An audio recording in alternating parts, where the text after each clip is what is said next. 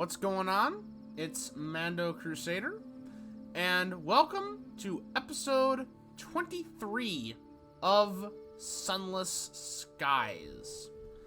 Last time was the clip episode, but as a bit of a recap, basically, we did some stuff at Hybris. We furthered the Hybris storyline.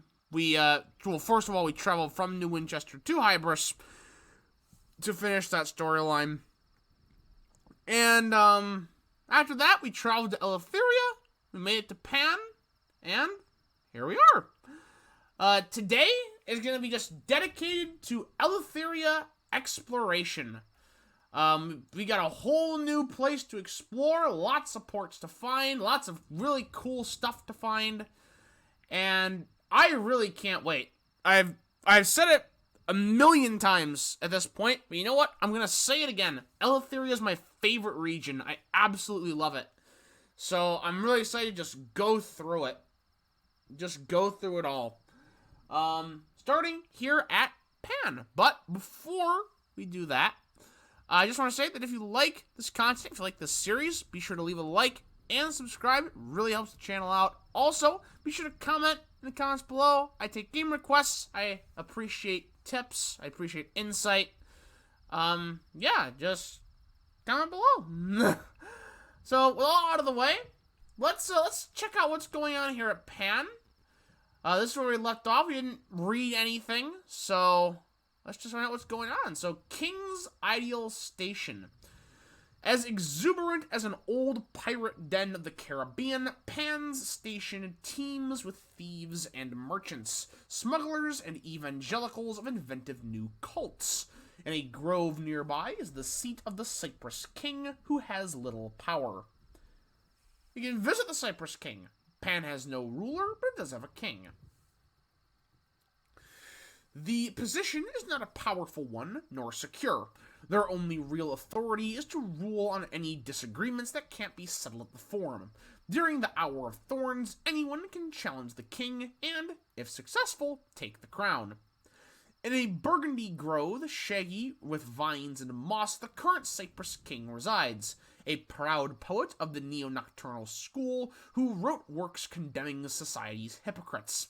His tongue is barbed, his pen is venomous, and his teeth and his temper as thin as cheese wire. So, we can consider bringing port reports to the king. Storytelling is forbidden in Pan, and one of the duties of the Cypress King is to trade mysteries for Skyfarers' stories of other places before they can be inflicted on the cities at large. Better than coin. Though the dockside businesses use sovereigns for convenience, for most other purposes, mysteries are a more valuable currency in Pan. It is a city of secrets and initiations. The Cypress King will trade Eleutherian mysteries for your port reports. You can trade these for various functions in Pan. So, yeah, this region is unique in that port reports don't get you sovereigns. Port reports get you Eleutherian mysteries, which is what you use to repair your engine, and I believe recruit crew as well. Ask the king how to leave Eleutheria. The relay station by which you enter the region was broken. How then might you leave? The king knows.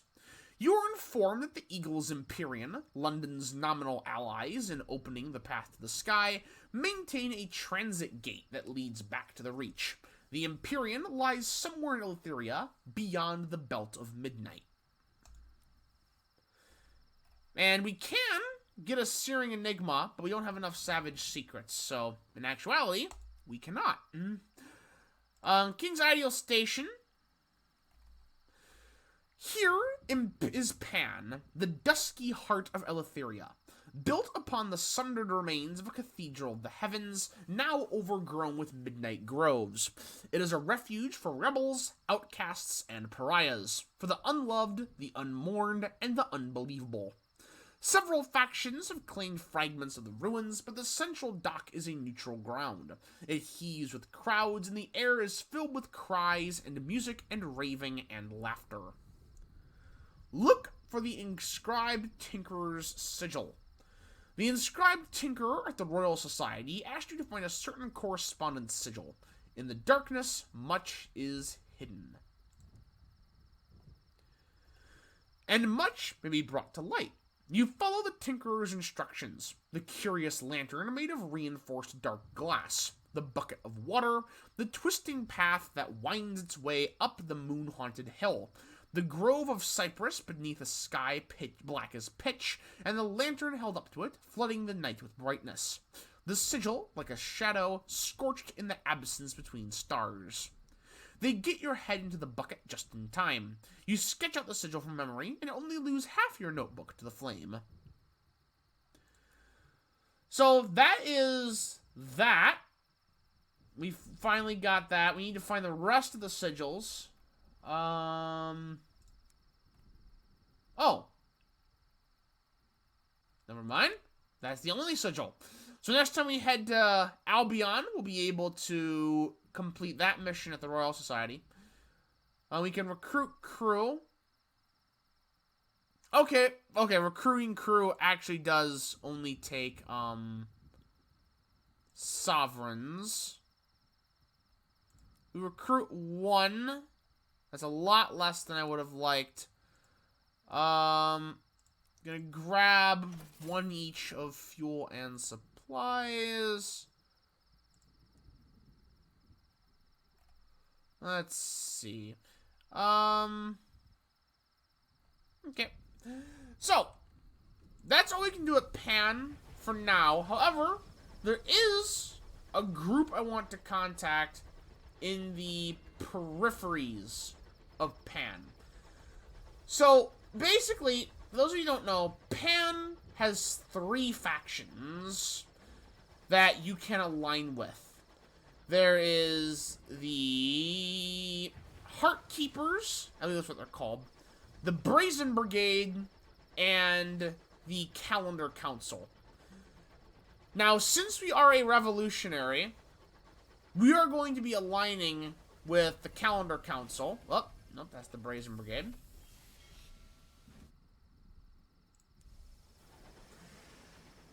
And we just need to find it. Also in Pan, there is a smuggling outfit, though we can't access that just yet. We still need to finish the smuggling quest in Albion. We need to finish that up the next time we head there.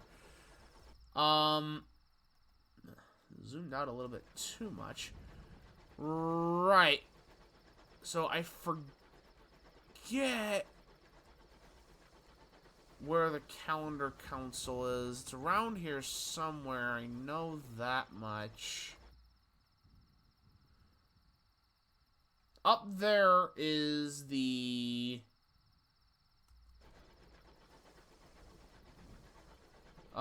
smugglers, so I know it isn't there.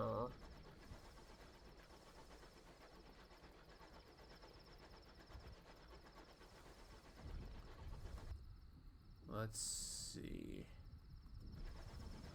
This isn't it, right? No, this is the Heart Catchers. Maybe it's down here? Oh, oh. Caught the attention of a Shrive Spinster. Oh, please turn. Please turn. Thank you.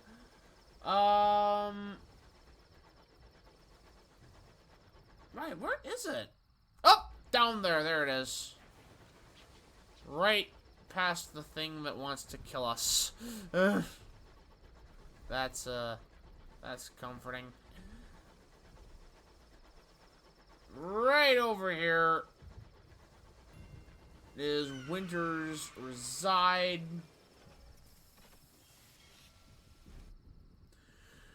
A single street cuts through the groves. Its houses an immaculate copy of London architecture. 3 of the revolutionaries governing Calendar Council have often been seen here. February, January, and the ineffable December. You can pay a visit to the Crake House. The Georgian house is 3 stories high, with silhouettes at every window. Some pace, others gesticulate, others have their heads close, perhaps conspiring. The building is rammed to the gunwales with revolutionaries. Light pours from the open front door. The doorwoman is slight and no real obstacle. But a continuous trickle of revolutionaries passes her, some burlier than your strongest stoker. If she wanted to refuse entry, she'd be able to enforce it. So we can't do anything here yet because we're not associated with Winter's Reside yet. So we need to talk. So we need to go over to this one here. A solitary cobbled street. The street nestles amidst the ruins and trees of Pan, one end abutting an overgrown grove. Revolutionaries with secutors wage continual war, rebuffing vines attempting to claim the cobbles. The Georgian houses are well kept and cleaner than they ever were in London, but only one is lit up. It's the focus of the activity here. Outside it, revolutionaries trade, compare wounds, and practice tirades. Their home here offers them solace and restoration before the next battle. So, we can mingle with the revolutionaries. We cannot join them yet because we need 3 Eleutherian mysteries. So, this means we need port reports. So that means it's very important, and that's one of the reasons we need to explore. So we can't mingle, though. This can gain us a savage, secret, sky story, or tale of terror. Fierce hunger. You follow the xenophilic youth to a small stall selling pasties. He buys you one. While you eat, narrowly avoiding burning your mouth, the boy running the stall tells you the latest escapades of his favorite revolutionary captain. Seems he has quite the crush. Gain a savage secret. That's all we can do there for now. And since we're already pointed in this general direction, this is the direction we are going to head first. Sometimes the best thing you can do when exploring the new region is just pick a direction, go that way, and sort of make a circuit around the place. So, this is where we're going to start. So, I will see you when we find something interesting.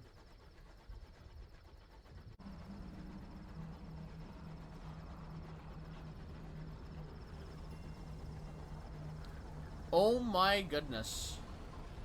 I cannot believe my luck. We have discovered the Well of Wonders. So last episode, toward the end, I mentioned that Eleutheria contained my favorite piece of content in the game. And this is it. This is my favorite piece of writing in the game. The entire story of the Well of Wonders. So, yeah, it's a long one. I guess this is what this episode is going to be dedicated to, and I'm completely fine with that. So, approaching the Well of Wonders. The air is thick as treacle. Treacle. I don't know. I swear. Rocks rattle against the hull, thrown by the well winds. From deep in the darkness comes a sound, the tortured whine of damp violins and rusted horns, the universe tuning its instruments. Descend into the well. Hulls can be repaired. Descent. Between the well's pull and the well wind's push, your locomotive is jerked and jolted. The engine room is unbearable, but before your stokers collapse, you push through to a calm beneath the storm, a bubble of peace surrounding a floating garden. Here, a maze of pebbled paths and immaculate hedges leads only to vicious thorned bushes which surrounded the island. A full half of the place is dominated by a Grecan-style theater with seats carved out of a hill to face a stage of bone-white sand. ...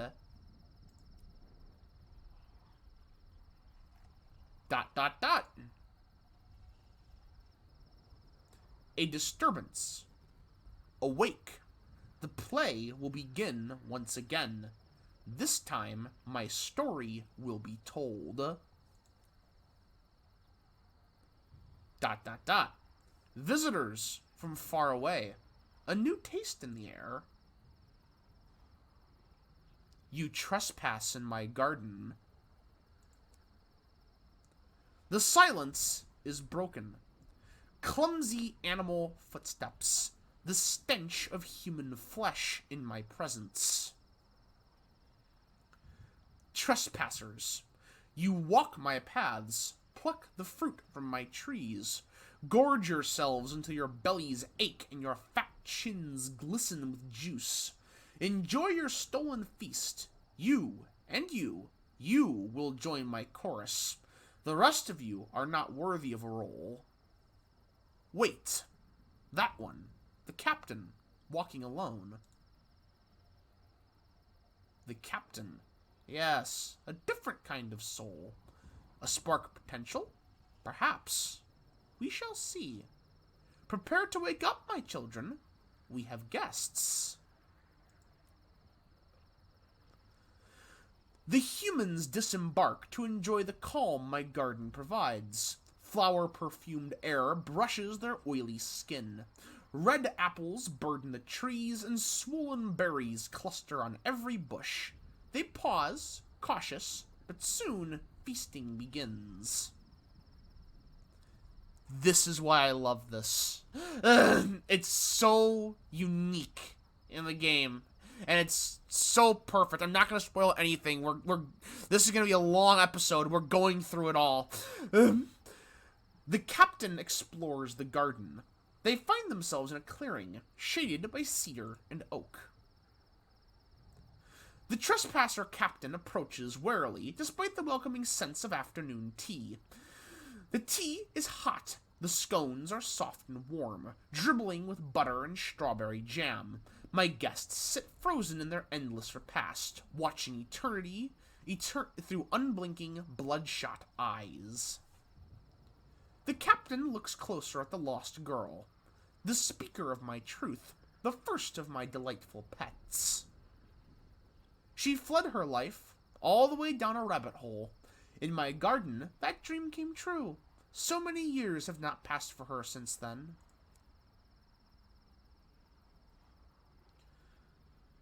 Alright, I'm gonna do this first, then we're gonna go back to observing all of the people. So the captain tours my theater. Preparations are complete, but for one last thing. The stage is set. It is perfect. I would not permit otherwise. The trespasser captain stands on my stage to witness the entrance of the audience. Their crew fills the front row. More of their kind, recent arrivals, take the next few rows. Behind them, men of rubber and outcast bats and buzzing devils, and the rest are of no consequence. They can only hope for the privilege of witnessing a story greater than their own. They will finally have that chance. Explore the garden again. The captain examines the restless vagabond. My king who wars. Who else could take on such a role?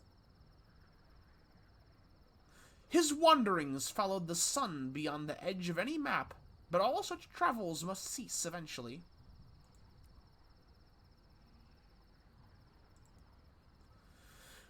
The captain examines the runaway Scion. A poor match for the king who speaks, but one that suffices.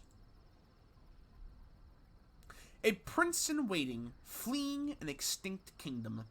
I have seen the royal blood spilled many times. His veins will not endure another performance of my story.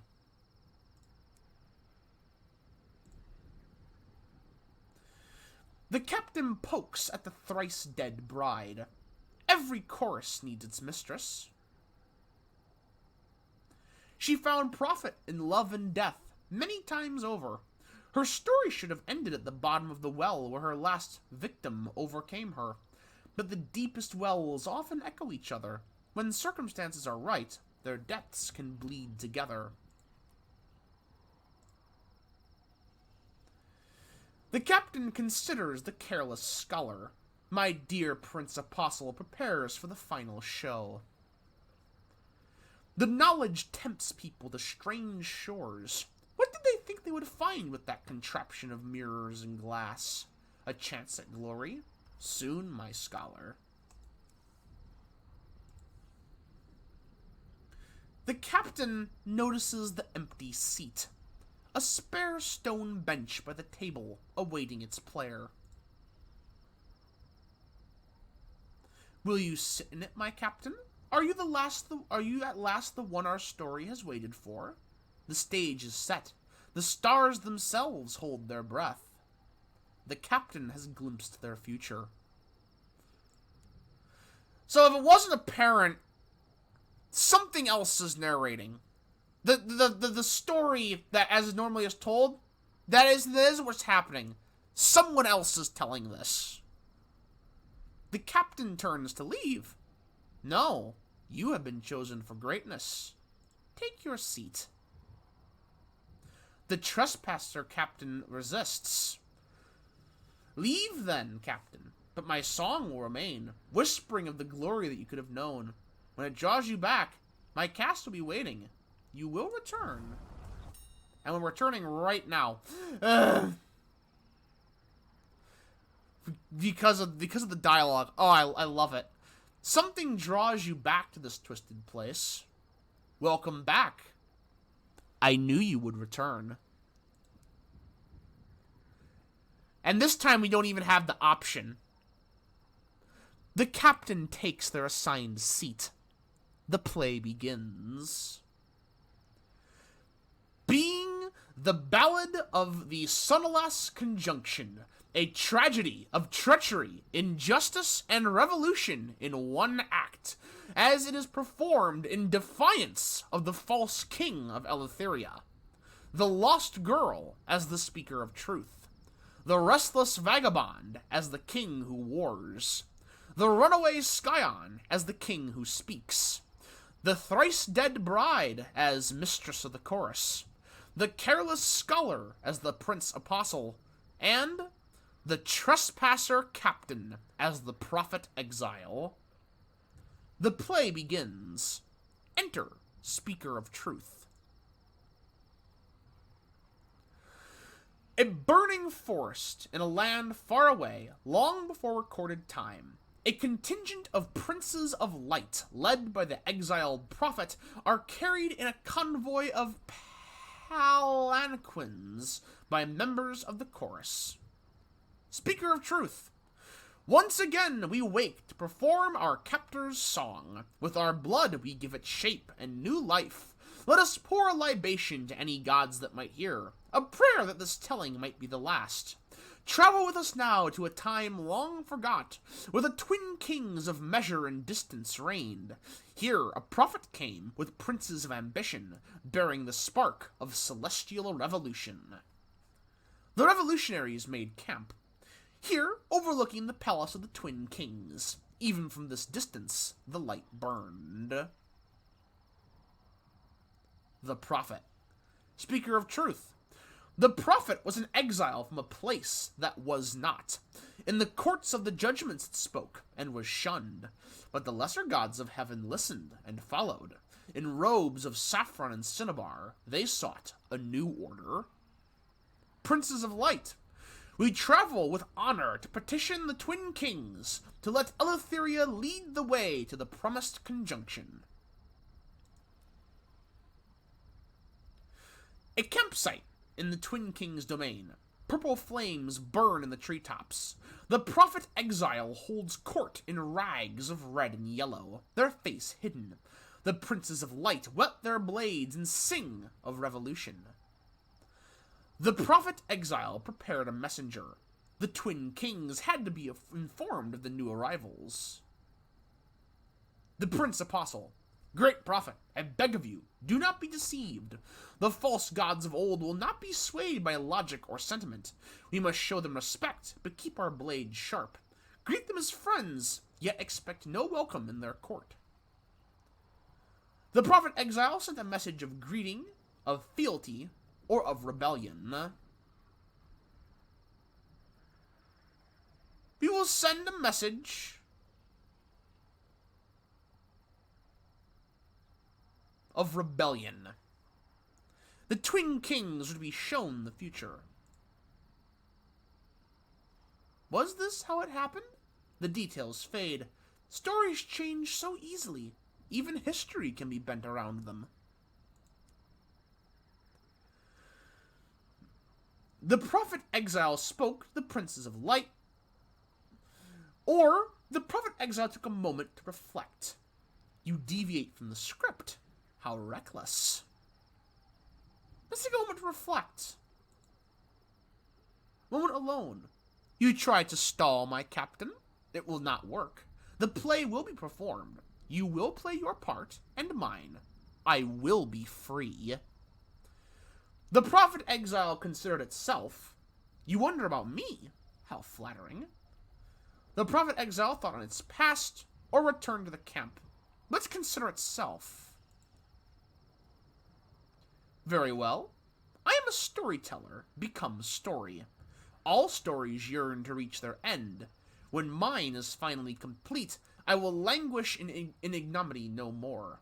The captain learns something of their captor. You may as well have the other one as well. Thought on its past. Were there clues to be found? They had to hope. Speaker of truth. The prophet had little form but a fading memory of a place far away where dreams were truth and reflections doorways. A slithering under robes, a flicker of red, a priest-king with no god, seeking. That will be quite enough of that, my dear speaker.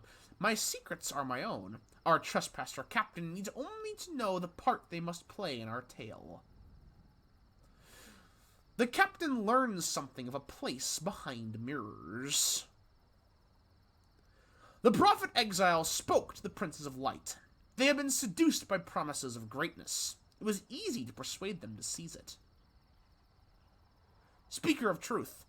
The prophet had gathered them, princes who would not be kings, the young and weak, outcasts. Their ambitions were easy to twist. The princes of light. Down with the kings in the light of their laws. We stand with our prophet exile and the wise apostle. The prophet considered the apostle, the first among equals. The prophet left them to their prattle. They were merely a means to an end. We'll consider it. My apostle, the first to shield me from the light that burned away my existence, the light of the arrogant kings. Their princes were not willing to languish in service in the hope of a glory that kings would never offer them. Ah, but wrapped up in stories of inevitable victory and cowering bravely behind my figurehead, their resentment became my serrated blade. The captains had learned about the princes of light.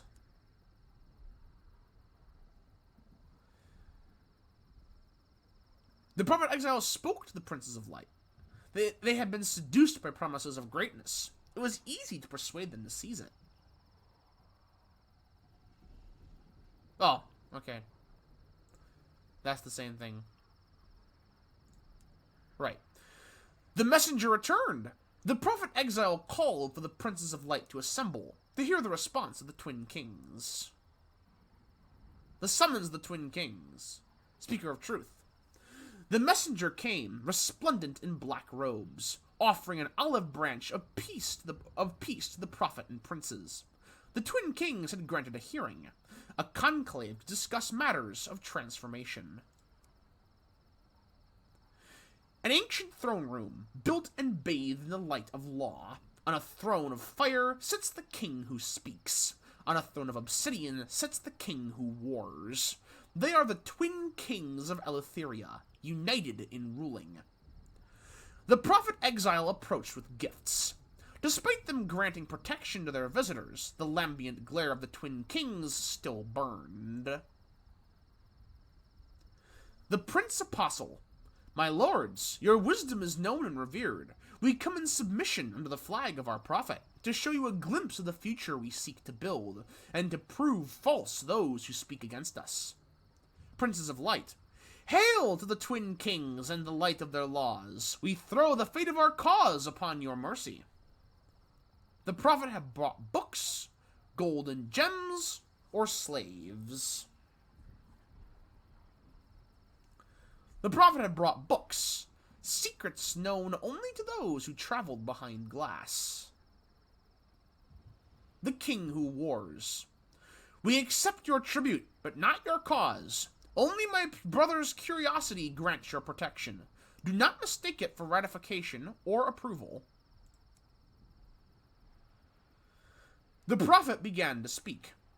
No, not words of injustice, but of change, of the laws that bound the makers of law tighter than any, of another place where chaos flourished. The declaration of the twin kings. The king who wars. Your words have been spoken, and your cause is rejected. Be gone from our sight before our hospitality wanes. The king who speaks. But brother, what in our sight has ever flourished in stasis? Must we reject even the notion of change? What good is our rule if it only causes stagnation?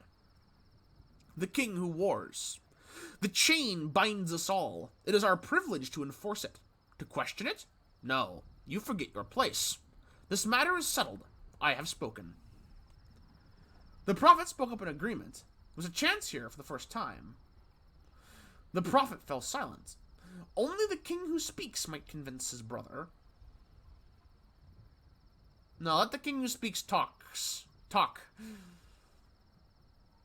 The king who wars. Enough! This circus has ended. Be gone from our sight. Consider your lives a gift of my counterpart's soft heart. The prophet exiles camp. The princes of light whisper of the anger of the king who wars. As he fumes, the very sky broils. A fearful gathering was taking place. Where would the princes go from here? Alternative plans. A prince of light. Our hope for an ally lies crumbled and burned. What hope do we have now? The prince apostle. Have faith in our prophet. Their wisdom will prevail.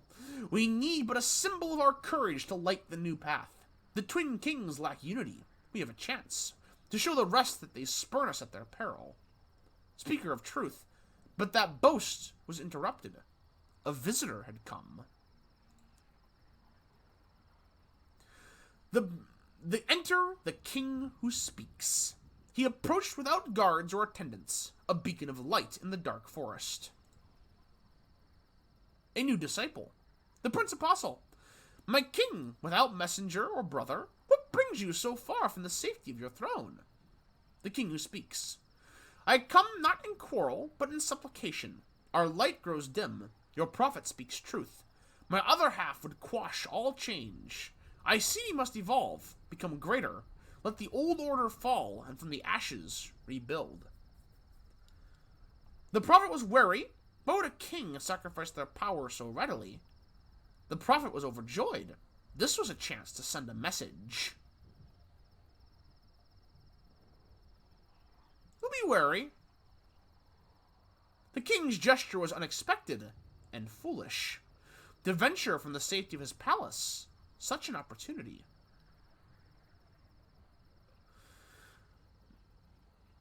The prophet bade the king remove his armor, a symbol of trust, a symbol of faith. Disarmed. The king who speaks. To the revolution I give my armor and shield. Let my brothers in arms be my protection. Princes of light, so shall it be in the name of the revolution. The prophet bade the king remove his vestments, the symbols of royal authority, the trappings of power. The king who speaks. I stand before you as an equal, with nothing to hide. Let me be wrapped in your cause, and it alone be my warmth. The princes of light, so shall it be in the name of the revolution. The prophet took the king who speaks fealty, a pledge to the revolution, a pledge to the new order. The king who speaks. You have my sword, you have my pledge, you have my service, from now until my darkening. Princes of light, so shall it be in the name of the revolution. Ambush! At their prophet's signal, the princes drew their knives. They stabbed the king's unprotected soul. Princes of light. Enough! The deed is done. Let the daggers come to rest. The Prince Apostle. Gather the fool's armor. Drink his light. A god lies at our feet. His other half will be next. Soon Eleutheria will be our bastion and our call. We ride into battle with the break of the dawn. All present. So shall it be in the name of the revolution. The captain objects to this betrayal. The king willingly came to the slaughter. The captain would have done the same. A king so easily tricked is unworthy of their rule. Of course, us being part of the liberation of night, we absolutely would have done the same. He declared fealty of his own free will, and it was the only path for our revolution. To depose the kings and make Eleutheria the new kingdom I had promised my followers would rule. Of course, under my guidance. All we had to do was press the advantage. Or so we believed. The palace of the Halved, the fiery throne of the king who speaks, has fallen. The hall shakes with the king who wars' fury. Burning marble rains down from the ceiling, exposing a blood-red sky. The king who wars mounted his chariot. His anger was cold, an ancient fury. Judgment. Speaker of truth, the king who wars his chariot thundered through the sky. The night burned crimson, the forests became ash. This was how a king fought, with fire and light, and the princes learned the folly of their youth. The king who wars, scream not for the comfort of oblivion. Such mercy is not for traitors to know. As you burn forever in my palace, in the flames of anger you have ignited. And you, false prophet from the land beyond mirrors, architect and abettor who put yourself above both gods and kings, for you a storyteller's cruelest fate. Guards, bring them hither. The prophet was taken to the place of punishment. The darkness of the well awaited them. ...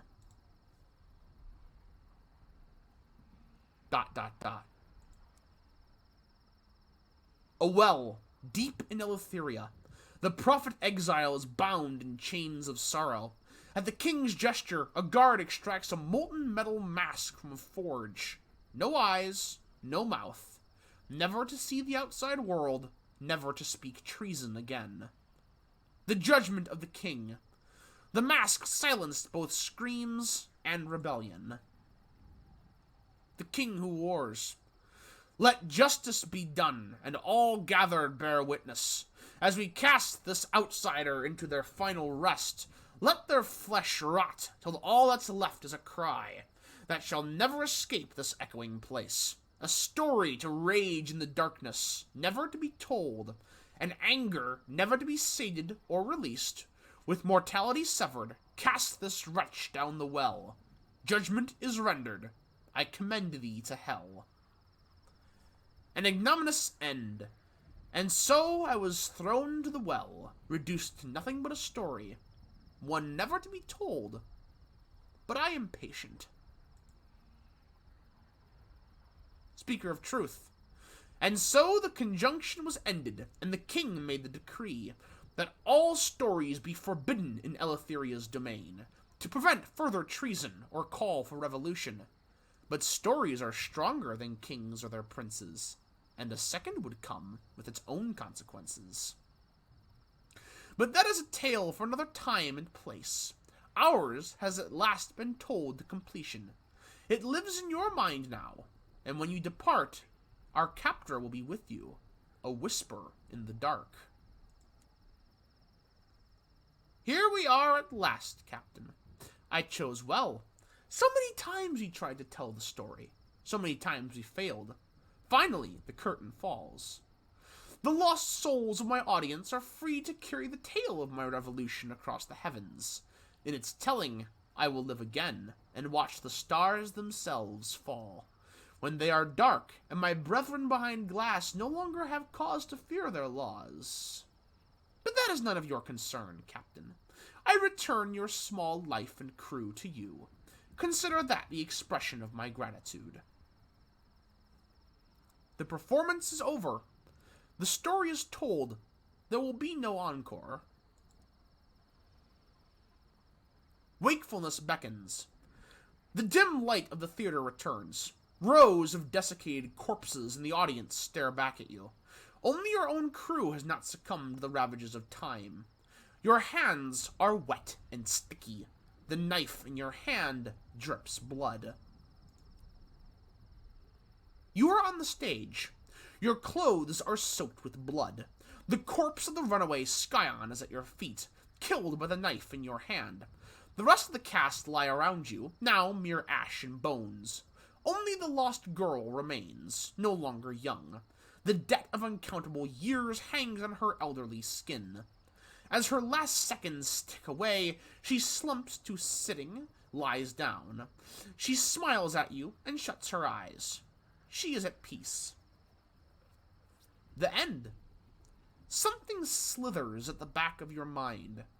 Just for a moment, it is gone. The Garden of Thorns. The garden is completely overgrown.